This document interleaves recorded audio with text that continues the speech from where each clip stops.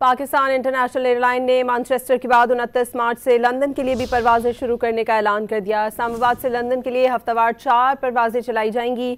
मजीद जानते हैं don news के नुमाइंदे मोहम्मद वसीम से। वसीम, अपडेट कीजिएगा।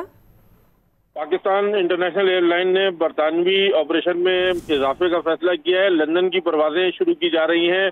29 मार्च से इस्लामाबाद से लंदन के लिए हफ्तावार 4 परवाजें ऑपरेट की जाएंगी। लंदन की परवाजें हेथरो एयरपोर्ट के जदीद तरीन टर्मिनल 4 से ऑपरेट होंगी।